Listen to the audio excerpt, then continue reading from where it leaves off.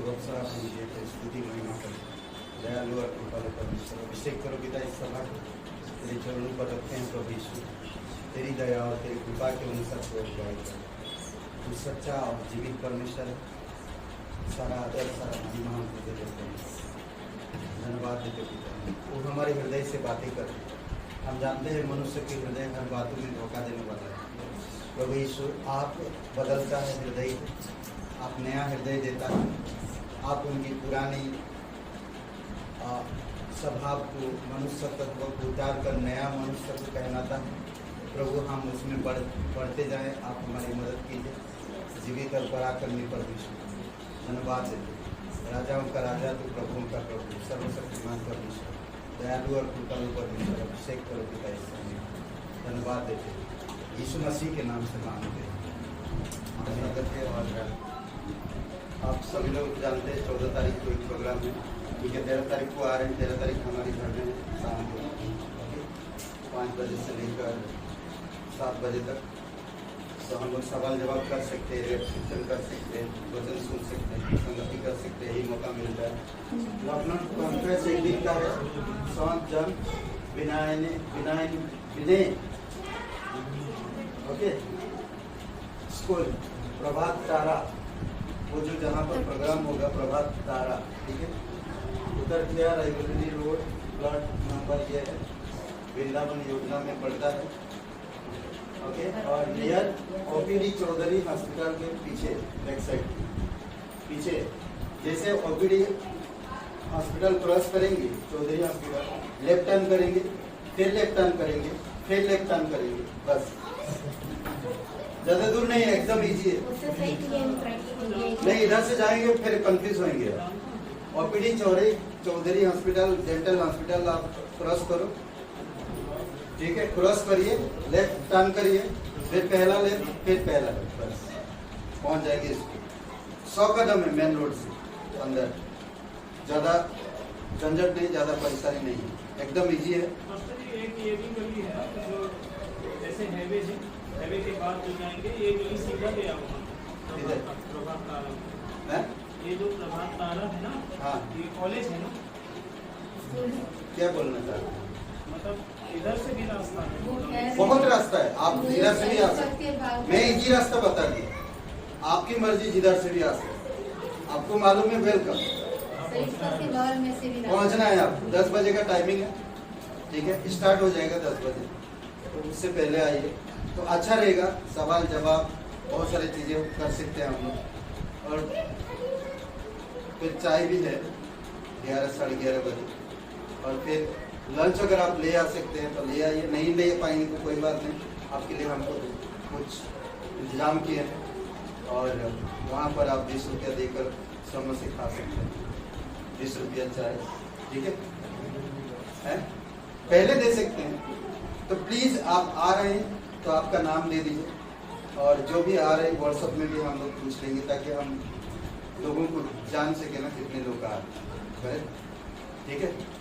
Okay, ये address है, हिंदी में भी दिखा दो, ठीक है। आप लिख लीजिए, आपके फ्रेंड को भी बुलाना, किसी को बुलाना, बुला सकते हैं, ठीक है। ओके, इतना ही है। आइए अपडेट के लिए प्रार्थना करते हैं। और 15 तारीख को कुछ नहीं है, 15 तारीख को लोग जा रहे हैं। जो 13 तारीख को हमारे घर में है यहाँ पर, और 15 तारीख को वहाँ पर है। आइए देखिए, शायद आने वाले समय में हम लोग वहाँ पर क्रिसमस भी करेंगे। 13 को यहाँ है, 13 को यहाँ पर, 15 को वहाँ है, 14 को 13 को यहाँ पर, 15 को वो लोग नहीं रहेंगे, 15 को जा रहे हैं। तारीख दिख रहा है? नहीं, 14 तारीख नहीं दिख रहा, 14 को, ठीक है। तो व्हाट्सएप भी चेक कर लीजिएगा, डेट टाइमिंग सब चीजें हम लोग डाल देंगे, ठीक है।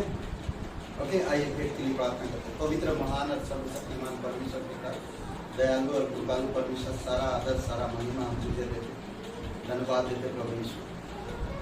सर्वशक्तिमान परमेश्वर पिता, तो हमारे हृदय और मन को जानता है, जो भी हम देते हैं जिस हाल में और जिस परिस्थिति से भी हम देते हैं, सच्चा और जीवित परमेश्वर, धन्यवाद करते परमेश्वर, धन्यवाद देते।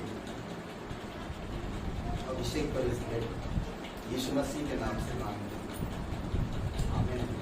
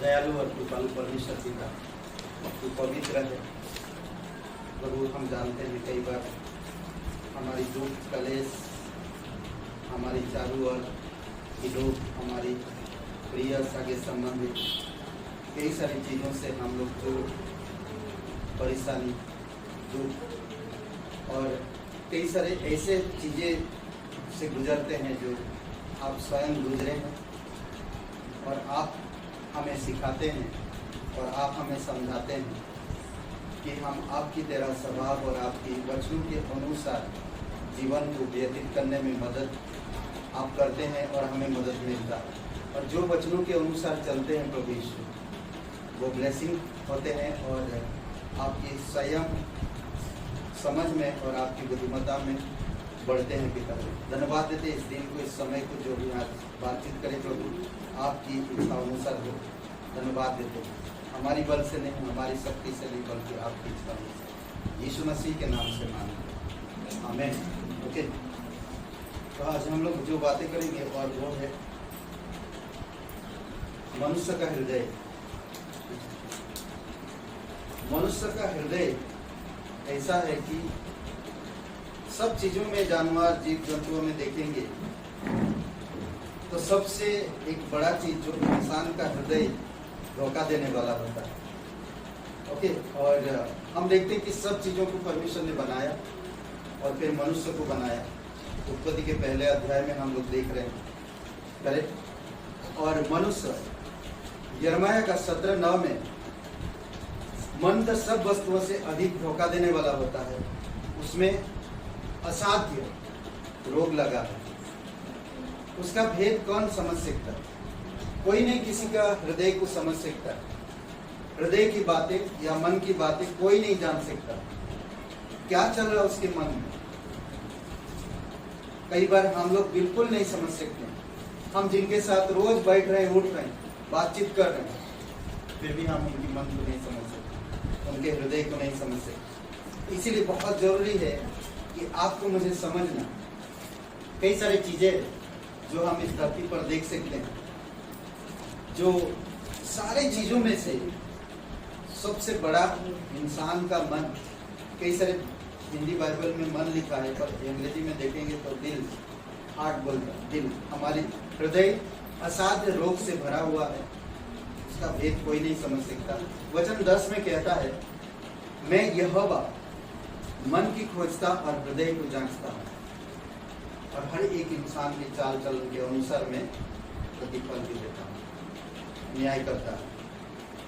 करेक्ट। एक चीज ध्यान दीजिए यहाँ पर ना, कि हम एक इंसान है और हमारे हृदय में रोग लगा है। हमारा हृदय बीमार में, जब हृदय बीमार है तो हमारा शरीर, हमारा जीवन बीमार है। हम कुछ भी करें, कैसा भी करें, सक्सेस नहीं हो पाएंगे।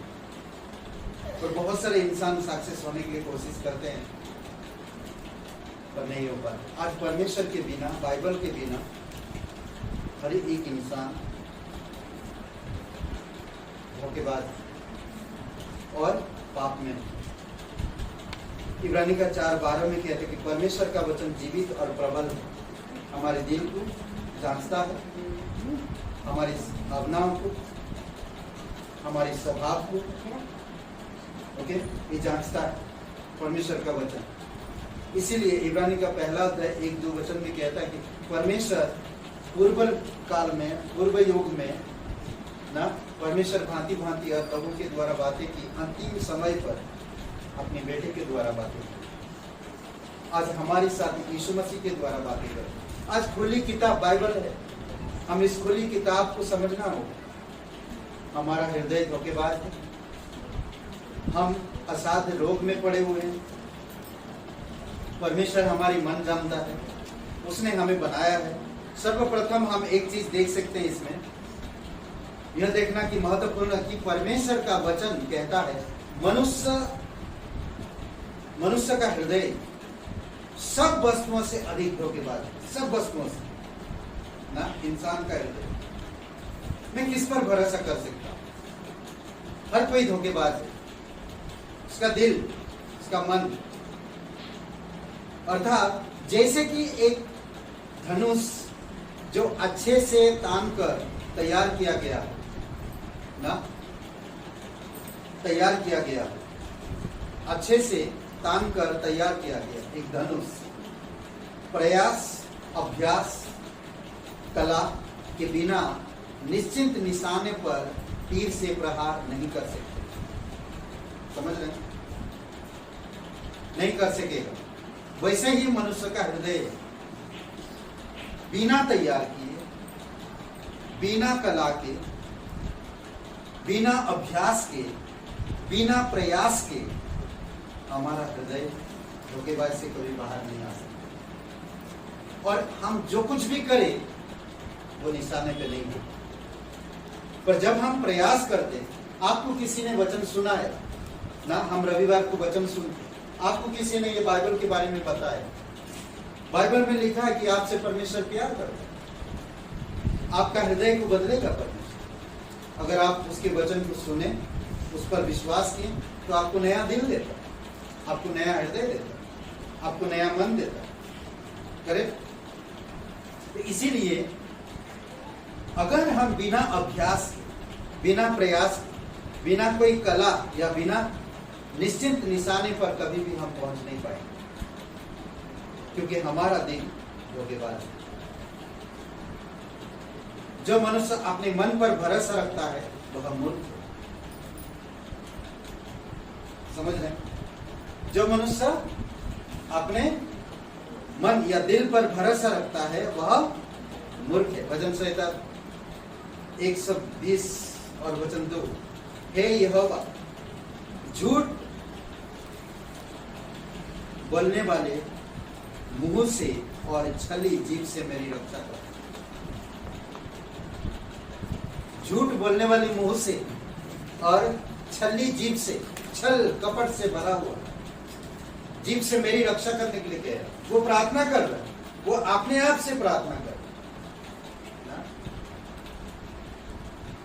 कैसा नहीं? एक व्यक्ति प्रभु के सामने खड़ा होता और कहता, प्रभु मेरा दिल, मेरे जीभ से, छली जीभ से और मेरी झूठ बोलने वाले मुंह से मुझे बचा।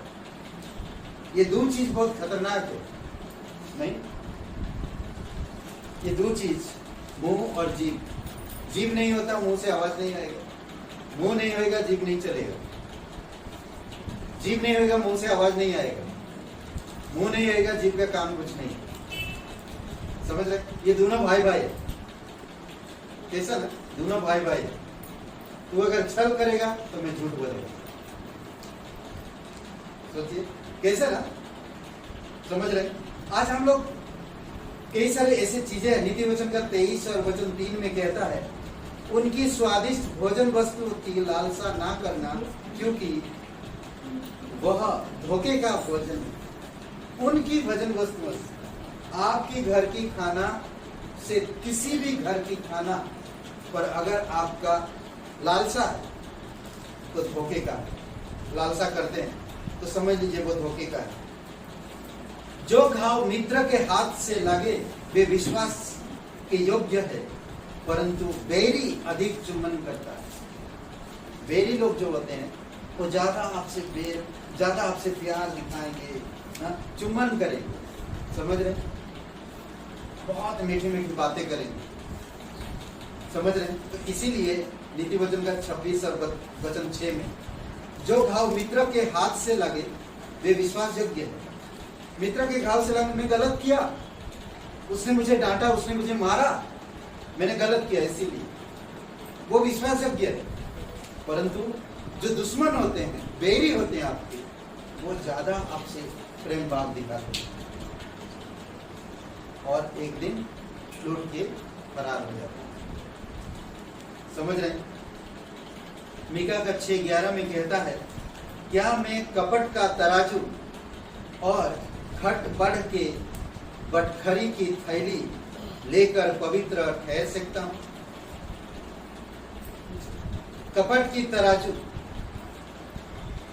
ये आज संसार में देखेंगे आप, बहुत सारे ऐसी चीजें हैं जो आपको हृदय, लोगों की, इंसान के हृदय को पता चलेगा ना। कपट की तराजू, तराजू में लोग कपट रखते हैं, थोड़ी से कुछ पाने के लिए। इसलिए ये सारी चीजें हम देख रहे हैं इंसान के दिल से, इंसान के भीतर से बाहर आता है। ये सब कोई सिखाता नहीं है। कपट करना ना, थोड़ा बढ़ा चढ़ा के बोलना, बढ़ा चढ़ा के दिखाना ताकि मेरी तारीफ हो सके ना। घट बढ़ की व्यापारी आज ना कई सारे लोग घटा के आपसे पैसा ज्यादा लेना चाहते, घटा के देना चाहते। हर जगह देखें, बाजार मार्केट कहीं भी जाइए, बड़े बड़े बिजनेसमैन हर जगह हर क्षेत्र में आपको ऐसी चीजें मिलेंगी। समझ रहे? अच्छे चीज लेना चाहते, पैसे आपको उतना ही लेना चाहते, परंतु पुरानी चीजों को आपको देना चाहते और टूटे फूटे चीजों को आपको देना चाहते। ये धोखे की काम होता है और ये अंदर से लोगों के दिलो दिमाग में फैली हुई है एक बीमारी की तरह। वो करना ही है, जब तक नहीं करेंगे वो उनका दिल शांत नहीं होता। समझ रहे? इसीलिए बाइबल में कहता है, इसीलिए पुराने मनुष्य तत्व भरमाने वाले हैं। जो पुरानी मनुष्य है वो भरमाने वाला है, उसको उतार डालो। इफिसियों का 4:22। पुरानी इंसान, आप यीशु मसीह में हो, आप विश्वास करते हो, आपका दिल बदल गया है, आपका मन बदल गया है, आप परमेश्वर की खुली किताब में हैं, जानते हैं परमेश्वर की वचन को, सब चीजें जानते हैं परमेश्वर का प्रेम के विषय में। वो निस्वार्थ आपसे प्रेम करता है। अगर आप बदल गए हैं, अगर आप नया जन्म मिल गया है, आपको छुटकारा मिल गया, आपको उद्धार मिल गया, तो आज आपको पुराने मनुष्य तत्व को उतार देना जो आपको भरमाता है, जो आपको उसी संसार में ले जाता है जहां पर आप भ्रमित हो सके। इफिसियों का 4:22। समझ रहे? जीव, तराजू, अभिलाषाएं, झूठा कार्यकर्ता, यहाँ तक कि कुछ भोजन वस्तुएं और किसी शत्रु के चुम्बन, ये सभी चीजों को धोखेबाज, इन सभी चीजों को धोखेबाज बताया गया है, परंतु मनुष्य का हृदय को सब वस्तुओं से अधिक धोखा देने वाला कहा गया। समझ रहे? इसीलिए ये खुली किताब, पवित्र बाइबल, जो परमेश्वर के प्रेम और परमेश्वर के अनुग्रह के बारे में बात करता है, ये बाइबल हमारे लिए कितना महत्वपूर्ण है, इस बाइबल के विषय में हमें सोचना चाहिए। कई बार हम लोग परमेश्वर की राज्य के बारे में नहीं सोचते, परमेश्वर की वचन के बारे में नहीं सोचते, सिर्फ हम अपने बारे में सोचते हैं। परमेश्वर आपके लिए क्रूस पर जीवन दिया, आपके लिए नहीं बल्कि हर एक इंसान के लिए। आपको इस लखनऊ शहर में, उत्तर प्रदेश में आपको चुना, परमेश्वर ने आपको बुलाया अपनी कलीसिया में। अब मर्जी आपका है, आप जीवन में बढ़ना चाहते हो या संसार में मौत में बढ़ना चाहते हो, चुनाव आपका है। परमेश्वर के पास जीवन है, परमेश्वर के पास आशीष है, परमेश्वर के पास ये धोखेबाज दिल को नया करने के लिए वचन है ना, धोखे से बचने के लिए वचन है। पुरानी मनुष्य से नया मनुष्य में आने के लिए परमेश्वर की उद्धार, छुटकारा, पवित्र आत्मा, ये सारी चीजें उपलब्ध है। मेरे लिए कोई भी चीज की कमी नहीं है। इब्रानी की किताब में कहता, 1-2 वचन पढ़िए, पहला अध्याय देखिए, ये खुली किताब क्या कह रहा। परमेश्वर किस तरह लोगों से बात करता है, कैसे बातें करता है।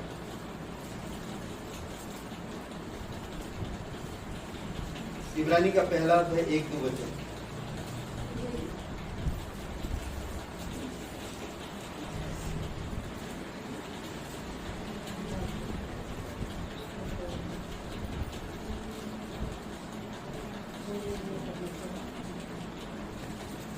मिला?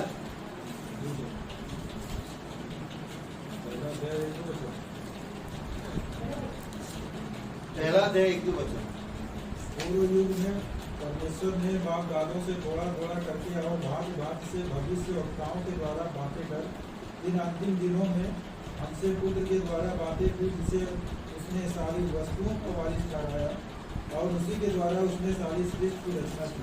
ओके, ये सारे चीज प्रभु यीशु मसीह के द्वारा अलग अलग पीढ़ी में अलग अलग लोगों से परमेश्वर बातें की। किसने उसकी आवाज सुना? किसने अपने दिल को बदला? कौन उसकी वचन सुनकर परिवर्तन हुआ? कौन उसके राज्य के बारे में सोचा? कौन इंसान पुरानी मनुष्य तत्व को उसकी वचन सुनकर उतर डाला? अपने मन से, अपनी धोखेबाज दिल से, अपनी अभिलाषाओं से कौन मन फिराया? परमेश्वर की वचन हमें हमारी हालात को प्रकट करता है। हम अयोग्य हैं, हमारे पास कोई क्षमता नहीं था कि हम अपने दिल को हम खड़ा कर सके या सत्यता में रख सके। कहते कि परमेश्वर का वचन हमें हमारे हृदय की सत्य स्थिति से रूबरू कराता है। समझ रहे? हमारे हृदय से जब हम उसकी ज्योति को स्वयं पर चमकाने के लिए देते हैं, उसके वचन जब हमारे हृदय में लाते हैं हम, या उसकी प्रेम हमारी हम में कहते कि आप परमेश्वर प्रेम करो ना, तो मैं प्रार्थना करता ना, जैसे कि एक भजन संहिता 120 का वचन 2 में क्या कहा, वो प्रे कर रहा, प्रार्थना कर रहा कि झूठ बोलने वाले मुंह से और छली जीभ से मुझे रक्षा करो ना, मेरी रक्षा करो। इसी खुली किताब, ये एक बाइबल एक खुली किताब है, ये छुपाया हुआ नहीं है, सब चीजें दिखाया गया है। आज आपको कैसे चलना है आप पर निर्भर होता है। ये पुस्तक के द्वारा हम अपनी दुर्दशा, हमारे पापों से छुटकारे का उपाय प्राप्त करते हैं। समझ रहे? हम धोखेबाज दिल से कैसे बच सकते हैं? बाइबल बताता है कैसे बच सकते हैं। हम पापों से कैसे छुटकारा पा सकते हैं? बाइबल बताता है कैसे पा सकते हैं। ओके, दूसरी बात हम देखते हैं कि नरक से, मौत से हम कैसे छुटकारा पा सकते हैं। शैतान की एक पूरे संसार में जो छल कपट है, इन सब चीजों से हम छुटकारा कैसे पा सकते हैं? परमेश्वर की वचन से। यही पुस्तक परमेश्वर का वचन है जो जीवित है और अनंत काल तक स्थिर रहेगा। यही वचन। सोचिए, कल आप स्वर्ग जाएंगे, क्या चीज परमेश्वर को दिखाएंगे? क्या चीज दिखाएंगे? कल आप स्वर्ग जाएंगे, स्वर्ग में क्या चीज मिलेगा? स्वर्ग में क्या चीज मिलेगा? जब आप प्रभु के पास जाएंगे, स्वर्ग जाएंगे, क्या चीज मिलेगा? दो चीज मुझे यकीन है कि वो मैं प्राप्त करूंगा। मेरी आत्मा नरक नहीं जाएगी, स्वर्ग में रहेगा। और परमेश्वर का वचन में कितना हृदय में बहुत ही आत्मा में बसाया, वो रहेगी और कोई चीज नहीं रहेगी। ये दो चीज, परमेश्वर का वचन हमेशा स्थिर रहेगा और मेरी आत्मा अमर है, वो मरेगा नहीं। यही स्वर्ग में मिलेगा।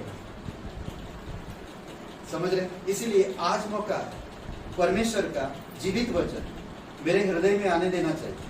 मेरे भावनाओं को, मेरे इच्छाओं को, मेरी जो काबिलियत को खत्म करके वो एक नया काबिलियत पैदा करेगा जिसको आत्मिक कहते हैं। जैसे हम लोग रविवार को भी बता रहे थे ना, जब मैं यीशु मसीह पर विश्वास करता हूं, मैं एक वैक्सीन लगाया। जो आज वैक्सीन लगा रहे हैं तो लोग क्या हो रहा है? वैक्सीन के क्या कारण है? लगाने का क्या कारण? जो आपकी जो क्षमता है, उस क्षमता को खत्म करके आपके अंदर एक नई क्षमता को पैदा करता है और वो नई क्षमता वायरस को लड़ने के लिए योग्य बनाता है। समझ रहे? उसी प्रकार जब हम यीशु मसीह पर विश्वास करते हैं, एक कोवैक्सीन की तरह वैक्सीन लेते हैं हमारी, और वो वैक्सीन नया स्वभाव में पुरानी स्वभाव को खत्म करना और फिर हमारे अंदर नई स्वभाव को उजागर करना या उत्पन्न करना, धीरे धीरे नई स्वभाव में आपको मुझे बढ़ाता है, ताकि हम पुरानी वायरस से, आदतों से लड़ सके। समझ रहे? कई बार हम लोग ये सब चीजें नहीं समझ पाते। परमेश्वर के साथ आप महान व्यक्ति बन सकते हो, पर परमेश्वर से अलग होके मैं कुछ नहीं कर सकता। कुछ लोग ऐसा ही सोचते हैं, मैं परमेश्वर में हूं, वचन पढ़ रहा हूं, पर मेरे हृदय में परमेश्वर प्राथमिकता नहीं। मेरे घर में परमेश्वर प्राथमिकता नहीं है, मेरे जीवन में परमेश्वर प्राथमिकता नहीं है, इसी कारण से मैं आगे नहीं बढ़ पा रहा। वचन हमेशा स्थिर रहेगा, क्योंकि जो वचन परमेश्वर की ओर से होता है वह प्रभाव रहित नहीं होता, प्रभाव रहित नहीं होता। लूका का किताब पहला अध्याय 36 और 37 वचन, समझ रहे? वो प्रभावशाली है। हर एक वचन परमेश्वर का प्रभावशाली है। प्रभु का वचन युगानुयुग स्थिर रहता, पहला पत्रस 1:25 में। युगानुयुग परमेश्वर का वचन स्थिर रहेगा, थोड़ी समय के लिए नहीं, हमेशा के परमेश्वर का वचन स्थिर रहेगा। मनुष्य में परमेश्वर कहता है, लूका का पहला अध्याय 36-37 वचन, मनुष्य से परमेश्वर कहता है। मत्ती के 6, कई बार हमें परमेश्वर मनुष्य को प्राणियों से, जीव जंतुओं से सीखने के लिए कहता है, या जीव जंतुओं को देखने के लिए कहता है ना। क्रीचर जो परमेश्वर ने खुद बनाया, क्रीचर का मतलब जीव जंतुओं को जो परमेश्वर ने बनाया, ठीक है, देखने के लिए कहता। मत्ती का 6:26 में कहता, आकाश के पक्षियों को देखो। इंसान कितना चिंता करता है, नहीं, कितना सोचता है, विश्वासी होने के बाद भी वो सोचते जाता है, चिंता करता है। घर की चिंता, नौकरी की चिंता, करियर की चिंता, शांति की चिंता, घर परिवार में पैसा आए उसकी चिंता, बिजनेस की चिंता, समाज में हमारा नाम खराब ना, ये चिंता, कई सारे ऐसे चिंता को चिंता करता रहता है। यहाँ पर इसीलिए यीशु मसीह कहता है, प्राण के लिए, खाने के लिए, पहनने के लिए, भाई तुम क्यों चिंता करते हो? आकाश के पक्षियों को देखो, ये ना तो बोते हैं, ना तो क्या बोलते हैं, काटते हैं, फिर भी परमेश्वर उनको खिलाता है। पक्षियों के लिए चिंता कर सकता परमेश्वर, तो क्या आपके लिए चिंता नहीं करेगा? क्या आप पर ध्यान नहीं देता?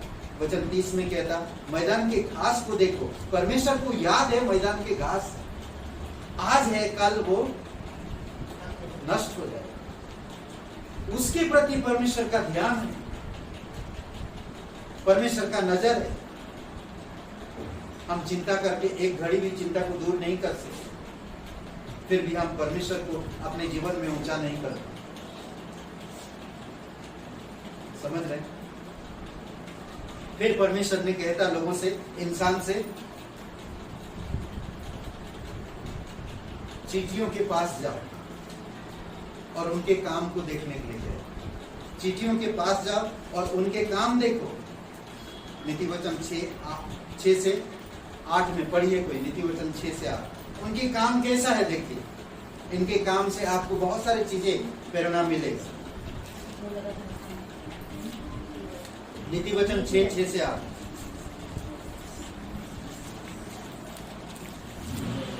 तेरे आलसी चींटियों के पास जा, उनके काम पर ध्यान दे और बुद्धिमान हो। उनके ना तो कोई न्याय होता है, ना प्रधान और ना प्रभुता करने वाला, तो भी वे अपना आहार धूप काल में संचय करती हैं और कटनी के समय अपनी भोजन वक्त बटोरती हैं। ओके, उनका एक सिस्टम है, ना तो उनका न्यायी है और ना इनका कोई प्रभुता करने वाला उनके पास, कोई उनको कहने वाला भी नहीं है, फिर भी वो अपना नियम के अनुसार करते हैं। आप और मैं आज विश्वासी होने के बावजूद भी हम पुरानी आदतों में खेलते रहते हैं, दिल को कभी नया में बढ़ाते नहीं। पर ये जो जानते हैं कि अब बरसात का समय आने वाला है, भाई गर्मी का समय आने वाला है, कटनी अभी हमें बटोरने की समय है ना, अभी हमें खाना सब चीजें बटोर कर हमारे घर में, हमारे दिल में घुस जाने की जरूरत है। आएगा बरसात का समय, चारों तरफ पानी हो जाएगा, हम बाहर नहीं निकाल सकते। ये चींटियों को अच्छी से पता है, ना तो उनका कोई न्याय करने वाला, ना तो उनका कोई प्रभुता है, ना उनको कोई अगुवाई करने वाला, कोई नहीं, फिर भी ये नियम के अनुसार अपना काम करते हैं। आप लोगों के पास, हमारे पास पास्टर है, कलीसिया है, बाइबल है, प्रभु यीशु मसीह सिर है, उनका भाई हमारे पास है। प्रभु यीशु मसीह कह रहा यही समय है जो वोटर हो, नम्रता बन सकते, अपने धोखेबाज दिल को नया बना सकते, परमेश्वर के करीब रह सकते, दुनियावी चीजों से दूर रहकर एक अच्छे इंसान बनकर इस धरती पर समाज में लोगों को मेरे प्रेम को प्रकट कर सकते। यही मौका है ना। मत्ती के 25 अध्याय में जिसको 5 तोड़े मिले थे उसको उसने 10 बना दिया, जिसको 2 मिला था उसको बढ़ा दिया, और जिसको 1 मिला था वो कैसा व्यक्ति था? जो उसके पास था 1 उसको भी ले लिया गया, और जिसके पास 10 था उसको दे दिया गया। सोचिए, करेक्ट। चिट्ठियों से सीखने के लिए कहता है। आज हमारे पास प्रभु है, आज हमारे पास कलीसिया, हमें सिखाया जाता, वचन से समझाया जाता, फिर भी हम नहीं समझ पाते। इसीलिए परमेश्वर कहता, हे मनुष्य, तो चिट्ठियों के पास जा और उनके काम पर ध्यान दे। समझ रहे? ग्रीष्म ऋतु में, गर्मी के समय वो लोग खाना सब बोतल के रखते हैं, मेहनत कर, कड़ी मेहनत। हम जानते हैं कि इस संसार का न्याय जल्द होने वाला है। प्रभु यीशु मसीह का आगमन बहुत करीब है। यीशु मसीह आएगा, क्या बटोर रहे हैं हम? संसार की चीजें। मत्ती के 10:16 में कहता है, सांप के समान और कबूतर के समान बनने को कहता है यीशु मसीह। सांप के समान और कबूतर के समान बनने के लिए कहता है। सांप देखो तो बहुत खतरनाक चीज है, उसके जैसा बनने के लिए क्यों कह रहे? उसके एक दिमाग द्रुत है, चतुर है, पर उस तरह बनने के लिए कहता है। पर सांप की जैसा जहरीले मत बनो, चतुर बनो, जहरीले मत बनो। बोले सांप का एक काबिलियत है, खासियत है, ना तो उसका पंख है, ना तो उसका पैर है ना। सांप के पास क्या है? 1 मिनट में बताता हूँ, बता रहा हूँ। बिना हाथ पैर पंख के अत्यंत असहाय दिखता है, किंतु यह उसके चरित्र की धूर्तता है। उसका जो चरित्र है वो धूर्तता है ना। धूर्त था, इसलिए हवा को बहका दिया ना, उल्लू बना दिया। समझदार को उल्लू बना दिया। समझ रहे? इतना बुद्धि है उसके पास। धूर्त, चतुर, चालाक, लोमड़ी भी चालाक होते हैं, ठगने में, धोखा देने में तेज। समझ रहे? सांप के समान के धूर्त बनो पर धोखा मत दो, बुद्धिमान बनो, धूर्त बनो पर जहरीले मत। समझ रहे? कबूतर के समान। कबूतर पवित्रता का प्रतीक है और पवित्र आत्मा का प्रतीक। कबूतर भलाई का प्रतीक, ठीक है। समान बन, इसका मतलब है भलाई के लिए बुद्धिमान और बुराई के लिए भला बनना। रोमियो का 16:19। भलाई के लिए बुद्धिमान बनना है और बुराई के लिए क्या बनना है? भोला। और एक बात है, तुम समझ में बालक ना बनो, समझ में बालक ना बनो, ठीक है। कहता कि बुराई में बालक रहो। आपके पास समझ होना चाहिए। जब बुराई आता है तब एक सियाना बालक की तरह बुराई को सामना करो। एक बालक क्या करता है? बुराई से भाग लेता, बुरी चीजें कोई देखता है भाग लेता ना। मालूम पड़ा एक बच्चे के पास एक कॉकरोच आ गया या कोई कीड़ा आ गया, एक चूहा आ गया या एक सांप आ गया तो भाग लेता है तुरंत ना। उसी प्रकार आपको मुझे होना, बुराई के लिए बालक बनना और समझ के लिए सियाना बनना। समझ रहे?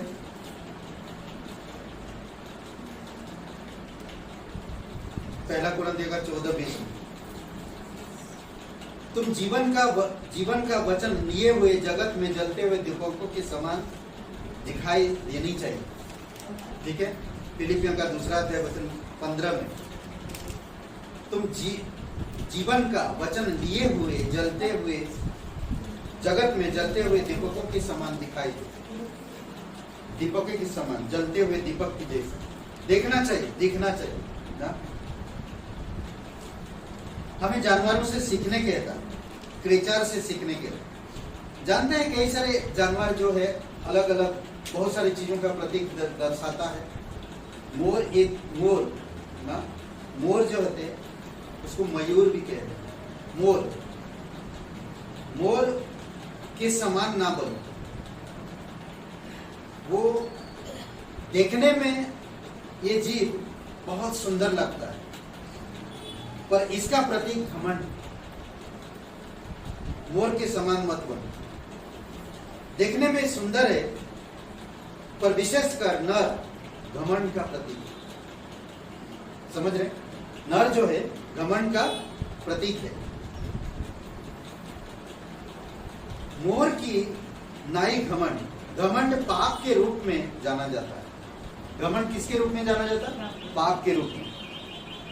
ओके, पाप के सूची में सर्वप्रथम घमंड आता है। स्वर्ग में सबसे पहले क्या है? घमंड। यशायाह 14 अध्याय और 12-13 वचन।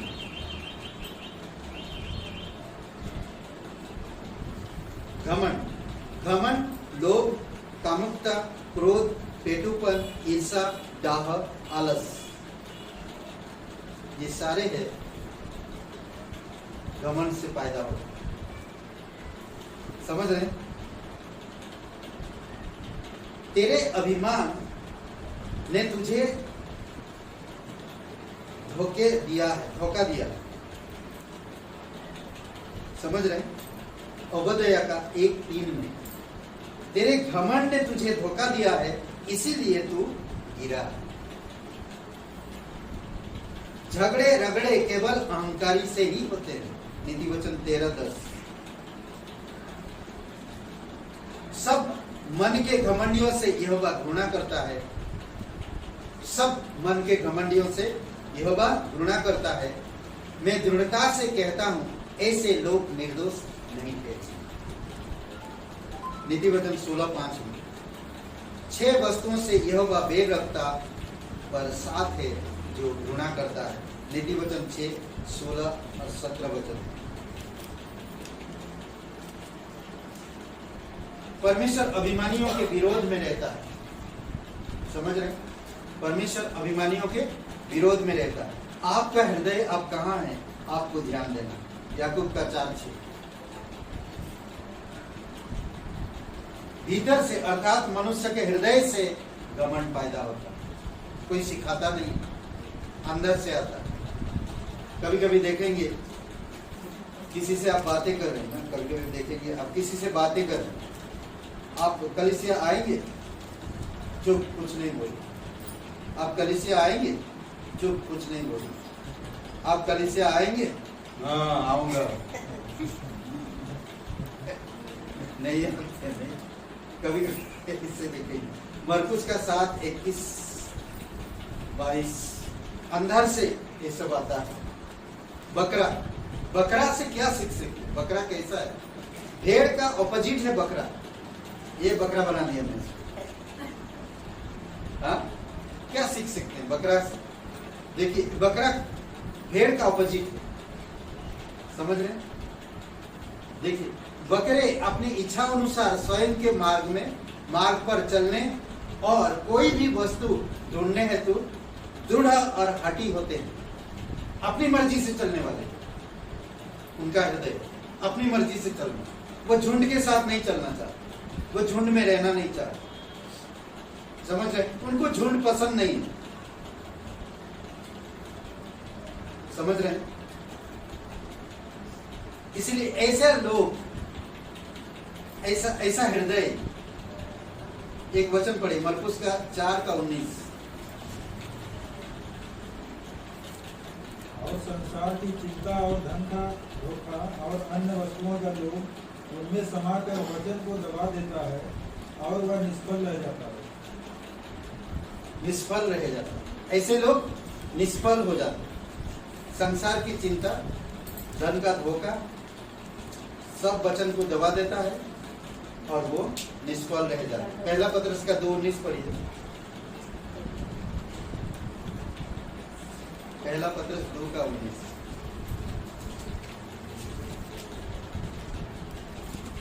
कभी कभी देखें कुछ लोग बड़ा आपके प्रेम से आएंगे, बहुत भावुक होंगे, रोएंगे, प्रार्थना करने के लिए सब कुछ करेंगे।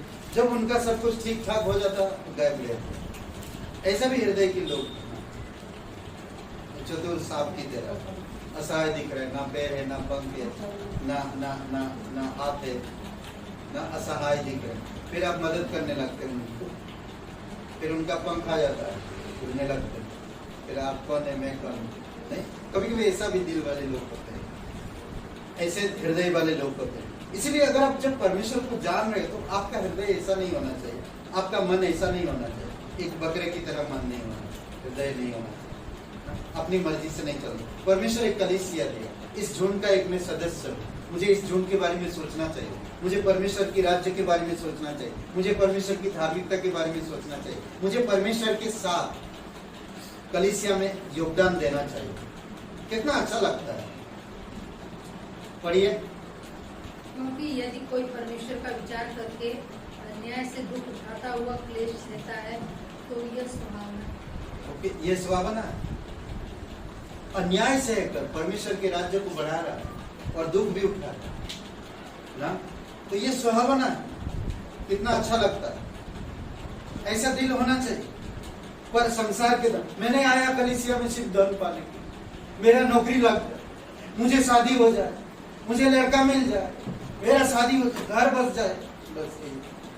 ऐसा दिल बकरे का दिल हो, बकरा बन कर आता, खुद बकरा बन जाता। यानी समझ रहे। इसलिए याकूब का 1:14-15 में कहता है, प्रत्येक व्यक्ति अपनी ही अभिलाषाओं के कारण फंस जाता है। अभिलाषाओं के कारण ना गर्भवती होता, पाप फिर जन्म देता, फिर अभिलाषा गर्भ धारण करता, फिर पाप टूट जाता, पाप फिर जब बढ़ जाता है तो क्या करता, मौत होती। करेक्ट। सुअर कैसा प्राणी है? क्या आपका दिल सुअर के जैसा सोच सकते? मेरा दिल सुअर के जैसा हो ना? कैसा सुअर के बारे सोचते हैं? जब आपके मन में क्या विचार है सुअर के बारे में? जब सोचते, सुअर एक ऐसा पशु है जो अपने लोभ और अपनी इच्छा अनुसार गंदगी में जीवन जीने हेतु जाना जाता है।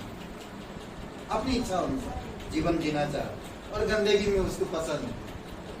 कुछ लोग ऐसे ही है, उद्धार पाने के बावजूद भी गंदगी में रहना चाहते, पसंद है उनको सांसारिक परंपरा, तमाम चीजें, सब जान रहे हैं, सब चीजों में रहना चाहते। क्या परमेश्वर की नई सभा में जब आप बढ़ेंगे, क्या वो लोग छोड़ के चले जाएंगे? नहीं।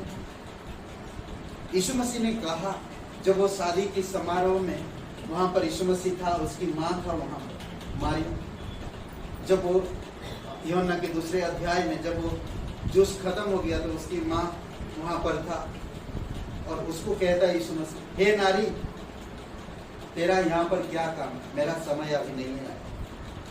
ये नहीं कहा, माँ आप क्या सोच रहे हो, मैं हाथ जोड़ता हूँ, ऐसी बातें मत करो, कह सकता नहीं।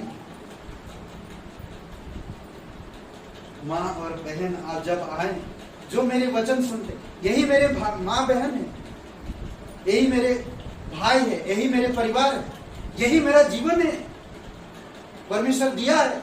उस जीवन में जहां पर मैं था, उस गंदगी में क्यों रहूं? मैं स्वर्ग की जैसा दिल क्यों रखूं? परमेश्वर ने मेरा दिल नया किया, मेरा स्वभाव, मेरा मन बदल दिया। फिलिपियों का 3 अध्याय 18-19 वचन पढ़ो। फिलिपियों का 3 अध्याय 18 और 19 वचन।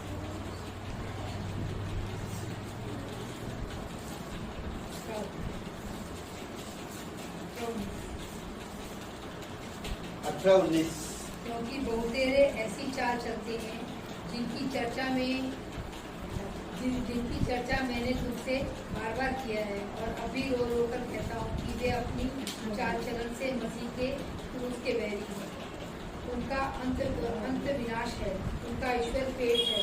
वे अपनी लज्जा की बातों पर घमंड करते हैं और पर मन लगाए रहते। बहुत सारे लोग ऐसा कहेंगे, अरे परंपरा समाज देखना जरूरी है, इस समाज में रहते हैं। वो पुरुष को बैरी समझ, वो पुरुष के बैरी है, समझ, वो लोग पुरुष के बैरी हैं। समझ रहे? कैसा कैसा शब्द यहाँ पर इस्तेमाल किया ना, वो पुरुष के बैरी है, उनका ईश्वर पेट है ना, उनका ईश्वर पेट है। वो ऐसे लोगों के बीच में रहते हैं, ऐसे काम दिखाते हैं जो वाकई में हम लोग बहुत धर्मी हैं, वो कहते हैं, पर असली में है नहीं। उनका स्वभाव स्वर्ग के समान है। रोमियो का 16 और वचन 18 पढ़िए।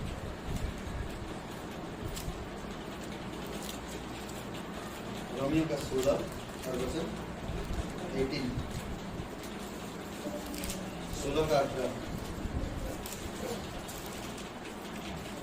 क्योंकि ऐसे लोग हमारे प्रभु मसीह की नहीं, परंतु अपने पेट की सेवा करते हैं और चिकनी चिकनी बातों से सीधे साधे मन के लोगों को बाधा देते हैं। देख रहे, ये है स्वर्ग के दिल रखने वाला। वो सिर्फ अपनी पेट के लिए ही जीवन जीते हैं। ओके, दूसरा नेक्स्ट हम एक जानवर के बारे में देखेंगे, भेड़िया। भेड़िया कहाँ रहता? दिन में वो दिखाई नहीं देगा, जैसे शाम होएगा वो बाहर आएगा। रात में खेत में, जंगलों में, घरों में आकर बच्चा छीन जाएगा। वो बच्चा हो या भेड़ या बकरा, जो मिला उसे खा जाएगा। ये लोभी होता है, बहुत लोभी होता है भेड़िया। ओके, इसके बारे में एक वचन है नीति निर्गमन का 20 का 17। प्रभु आज्ञा दिया, व्यवस्था में कहा, इसीलिए हमें इन व्यवस्था के आधार पर किसी भी चीज के लोभ नहीं करना चाहिए। ना किसी की जमीन, ना किसी के बेटी, ना किसी की स्त्री, ना किसी के घर, ना किसी के पहनवा, ना किसी कोई भी चीज की लोभ या लालच नहीं करना चाहिए। समझ रहे? मत्ती का 7:15 पढ़िए, भेड़िया के बारे में अच्छा से आप समझ पाएंगे। मत्ती का 7:15। मुझे भविष्यवक्ताओं से सावधान, जो भेड़ों के भेष में तुम्हारे पास आते हैं, परंतु अंतर में वे फाड़ने वाले भेड़िए हैं। ओके, फाड़ने वाले होते हैं वो हमेशा। भेड़िया कभी किसी को बख्श नहीं सकता। वो किसके बारे में बता रहा?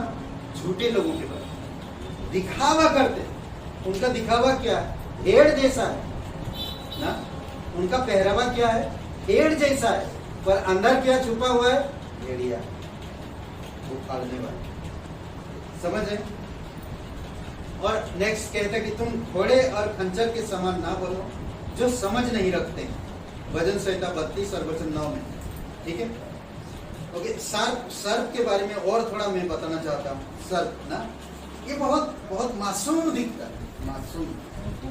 सांप जो होता है बड़ा मासूम लगता है ना, देखेंगे। ओके, सर्प यह जीव मासूम दिखता है, और परंतु उसके चरित्र शिकार को वास्तविक खतरा जहरीले डंक से है। शिकार को खतरा कहां से? जहरीले डंक से, उसकी मासूमियत किससे नहीं। ठीक है? जो सर्प की छलपूर्ण उपस्थिति से अनजान है, मर जाए, शिकार हो जाएगा। समझ रहे? इसीलिए आप विश्वासियों को पुरानी स्वभाव से बचे रहो, क्योंकि वो जहरीला है और खतरनाक है। वो दिखता मासूम पर है नहीं। जब आप उसके पास जाएंगे तो वो डसेगा। समझ रहे? और जब डसेगा तो आपके अंदर जहर डालेगा। जब जहर आएगा आपके अंदर तो आपकी सोच, नर्वस सिस्टम कमजोर पड़ेगा और आप समझ रहे? ओके, नीति वचन का 23-32 पढ़िए। देखिए यहाँ पर एक वचन हम लोग पढ़ते हैं, नीति वचन का 23 का 32। 23 को उल्टा कर दो और वही वचन पढ़ो। उसी अंत में वह सर्प के समान डसता है और करैत के समान काटता है। क्या कह रहा है? सर्प के समान डसता है और करैत के समान काटता है। ओके, करेब के समान काटता है। अद्भुत है, अच्छा लगता है वचन में। सर्प के समान डसता है। मृत्यु का डंक पाप है और पाप की व्यवस्था बल क्या है? पाप की बल कहां पर है? व्यवस्था है। अगर आप व्यवस्थित हैं, व्यवस्था में रह रहे हैं, तो आप पाप में रह रहे हैं। समझ रहे हैं? पर परमेश्वर आपको स्वतंत्र किया। परमेश्वर अनुग्रह में जीने के लिए कह रहा है, अनुग्रह में जियो। इसीलिए पहला कुरिन्थियों का 15, 55 और 56 में कहता कि मृत्यु का दंड पाप है और पाप का बल व्यवस्था है। और आखिरी एक जानवर के बारे में बात करते, फिर मैं बंद करूंगा। ओके, शेर के बारे में, राजा है, तो जंगल का राजा है। शेर जो है जंगल का राजा। कभी कभी आपने कथा सुना होगी, ये औरत शेरनी है, शेरनी। सुना आप लोगों ने कभी? हाँ? किस लिए कहते हैं? इसलिए कहते हैं ये औरत ना शेरनी है। पर किस लिए? उसको क्या देखा कि उसको शेरनी कह रहे? कभी कभी ऐसा सुने बातें? सुने हैं ना, अक्सर सुनते रहते हैं। हिंदू शेरनी है।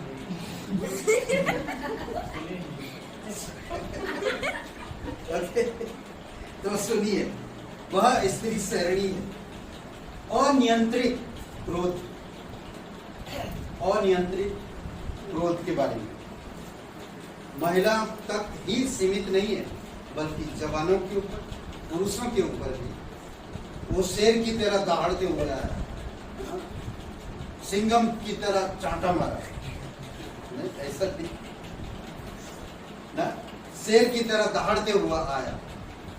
और मालूम है वो बीच में नाला तक गिर गया। कभी कभी हुआ, आया नीचे चक्कर आया, गिर गया, चिल्लाता हुआ आया मारने के लिए। गुस्सा वो खत्म हो गया, एनर्जी उसका पहुंचते पहुंचते तो गिर गया। कभी कभी ऐसा हुआ, ऐसा आया कोई मारने और अचानक गिर गया। एनीवे, ऐसा तो होता नहीं। एनीवे, हर प्रकार गुस्सा, क्रोध एक शेर की तरह होता है। शेर अपनी भयंकर क्रूरता हेतु अच्छी तरह से पहचाने जाते हैं। भयंकर क्रूरता, अगर आप देखे नहीं है ना, कभी शेर आया दूसरे अपनी शेरनी के बच्चे को खत्म कर दिया, पूरा मार डालता, चीर डालता पूरा। देखे कभी क्रूरता, गुस्सा ना, क्रूरता। घृणा हृदय से शेर की भांति है ना, घृणा हृदय में शेर की भांति। ईश्वर इसे हत्या के रूप देखते हैं, हत्या के रूप में। क्रोध में जो कुछ भी करोगे आप, घृणा हृदय से क्रोध भरे, ये सभी चीजें ईश्वर क्या बोलता है, परमेश्वर क्या बोलता है कि ये हत्या के समान है। इसीलिए पहला यूहन्ना 3:15 को पढ़िए। पहला यूहन्ना 3:15।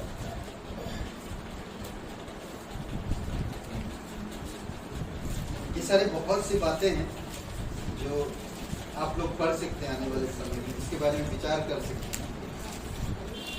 पहला यूहन्ना 3:15। जो कोई अपने भाई से बैर रखता है वह हत्यारा है, और तुम जानते हो कि किसी हत्यारे में अन्य जीवन नहीं रहता, अनाथ जीवन नहीं रहता। ठीक है, जो अपने भाई से बैर रखता है, भाई कौन है? अविश्वास, खून की रिश्ता नहीं, कलीसिया ना, परमेश्वर में। जो कोई अपने भाई से बैर रखता है तो वो हत्या के समान ना, उसमें अनंत जीवन नहीं हो सकता। समझ रहे? इफिसियों का 4 अध्याय वचन 31। सब प्रकार की कड़वाहट, भेदभाव, क्रोध क्या है सब?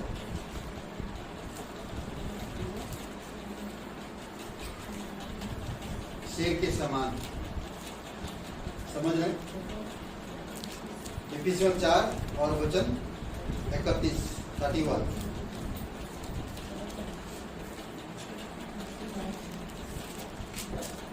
सब प्रकार की कड़वाहट और प्रकोप और क्रोध और कलह और निंदा और सब भेदभाव समेत तुम से दूर रहे।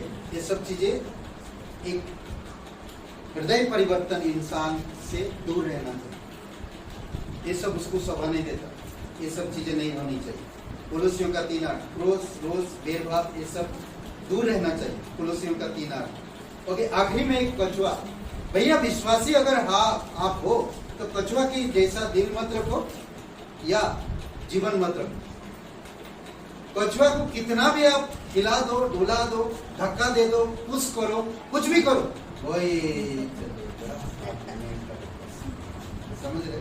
कछुआ पुश करो, जल्दी चलो ना, जल्दी चलो, फिर भी वो ऐसा चलेगी। आलस का संकेत देता। मसीह जीवन में आलस का कोई जगह नहीं रखना चाहिए। समझ रहे?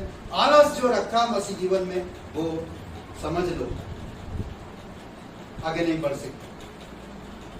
मत्ती का 25-26 पढ़िए। मत्ती का 25 का 26। यहाँ पर वो तोड़ों का दृष्टांत जानते हैं ना? तोड़ों का दृष्टांत, जिसको एक मिला था तो क्या हुआ? ये आलस व्यक्ति है, वो कुछ करना ही नहीं चाहता, वो उसको बढ़ाना नहीं चाहता, वो गाड़ के रखा था। कहां पर? जमीन पर। आलसी व्यक्ति था। ये आलसी लोगों से परमेश्वर घृणा करता है। पढ़िए। उसके स्वामी ने उसे उत्तर दिया कि हे दुष्ट और आलसी दास, जब यह तू जानता था कि जहाँ मैंने नहीं बोया वहाँ से काटता हूँ और जहाँ मैंने नहीं छोड़ा वहाँ से बटोरता हूँ।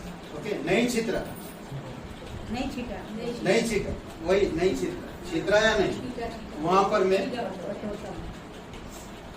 समझ रहे?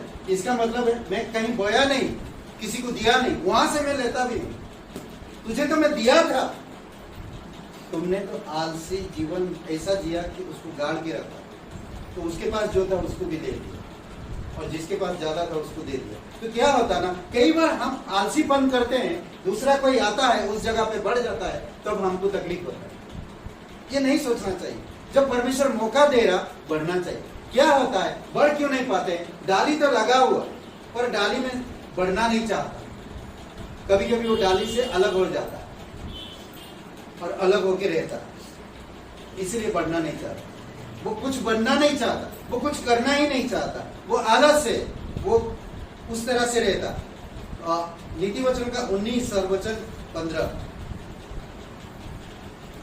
नीति वचन का 19 और वचन 15।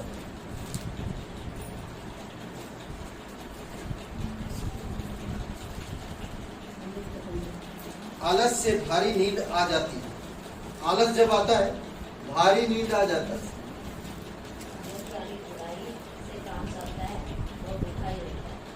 जो प्राणी ढिलाई से काम करता वह भूखा ही रहता है। समझ रहे? इसीलिए हमें सावधान रहना चाहिए, इसीलिए हमें समझना चाहिए। परमेश्वर कई सारे जानवर का प्रतीक दिया है ताकि हम उन सब से सीखे। हम लोग कई बार परमेश्वर रास्ता दिखा रहा, आप उसकी रास्ता पे नहीं चलना चाहते, तो जानवर से बात करवा दे ताकि आप सुधर जाए। गधे से बात कर रहा है, बिलाम परमेश्वर की बातें नहीं सुन रहा था, बालाक की बातें सुन रहा था। बालाक राजा जो इजराइल का दुश्मन था। नंबर का गिनती का किताब में 19 अध्याय में अगर आप पढ़ेंगे तो मालूम पड़ेगा, 19 या 25 अध्याय। समझ रहे? तो वो परमेश्वर की मार्ग में नहीं चलना चाहता। परमेश्वर यीशु मसीह कहता, मार्ग, सत्य और जीवन में हूं। जो मेरे मार्ग में चलेगा मैं उसको सुख दूंगा, जो मेरे मार्ग में चलेगा वो जीवन पाएगा। मेरे बिना तुम पिता के पास नहीं जा सकते। मेरे बिना, मेरे खुली किताब के बिना, मेरे इस वचनों के बिना तुम सलाहकार नहीं बन पाओगे और ना तुम्हें सलाह मिलेगी। समझ रहे? वो बालाक उसको बोल रहा था कि ये परमेश्वर का नबी है, आकर इजराइल लोग मेरे इधर आए हैं, उनको श्राप दे। तो परमेश्वर ने बिलाम से दर्शन देकर कहा तू मत जाना, जाएगा भी तो जो मैं कहूंगा वो तू कहना। 3 बार उसका जुबान परमेश्वर बदल दिया। जाने से पहले उसका गधा उसको मना कर दिया, उसके जिस गधे में बैठा था उस पर गुस्सा आ गया। तो गधा तब बात किया, बोलता परमेश्वर का दूत खड़ा है, मैं कैसे आगे बढ़ूं? तो बिलाम ने उसको मारा और उसने बात किया। तो परमेश्वर ने उसको दिखाया कि मैं तेरे साथ ऐसा कर सकता था। तूने गधा को 3 बार मारा, मैं भी तेरे साथ ऐसा कर सकता था क्योंकि तूने मेरी बात नहीं मानी। तूने जानवर को मार दिया क्योंकि जानवर ने तेरी बात नहीं सुना, इसलिए तूने उसको मारा क्योंकि वह तुझे गलत मार्ग में ले जा रहा। तू जो जानबूझकर गलत मार्ग में जा रहा, अगर मैं तुझे मारता तो उसकी आंखें खुली। तो 3 बार उसने अपना, परमेश्वर ने जो कहा वही कहा, जो राजा ने कहा था वो नहीं कहा। तो राजा कहता मैंने तुझे आशीर्वाद देने के लिए बुलाया, इनका तारीफ सुनने के लिए बुलाया, मैं तो तुम्हें धन संपत्ति सब कुछ देना चाहता था, तुझे प्रतिष्ठा बनाना चाहता था, मेरे राज्य की बहुत सारे धन संपत्ति देना चाहता था, और तू मेरी बात नहीं कहा। इसके ऊपर क्रोधित हो गया। कई बार होता है हम लोग कई सारी चीजें नहीं समझ पाते, परमेश्वर जानवरों के द्वारा या ये जो क्रिएशन है इसके द्वारा हमें कुछ सिखाना चाहता, कुछ दिखाना चाहता, ताकि हम सुधर जाए और समझ ले और परमेश्वर में बने रहे और अपना हृदय और जीवन पवित्रता में आगे बढ़े। आइए प्रार्थना करें। पवित्र महान और सर्वशक्तिमान परमेश्वर पिता, हम धन्यवाद देते आज इस दिन को तेरे चरणों पर रखते। पिता तू हमारे हृदय जो धोखेबाज हृदय है उसको बदल दिया है, उसको नया हृदय दिया, तूने उसे जांच लिया है और तू जांचता भी है हर दिन। प्रभु आप दया करो, आप कृपा करो। जीवित और पराक्रमी परमेश्वर, सारा आदर सारा महिमा हमको दे, सकल प्रीति बनने वाले धन्यवाद देते, तेरी स्तुति महिमा करते। आज का दिन के समय प्रत्येक लोग यहाँ पर पिता जो आए वचन सुने, इन वचनों के द्वारा उनके जीवन आशीषित करो और अगुवाई करो। धन्यवाद दयालु और कृपालु परमेश्वर। प्रार्थना हम सर्वशक्तिमान यीशु मसीह के नाम से मांगते हैं, आमीन। सबको आशीष मिले। बहुत बहुत धन्यवाद।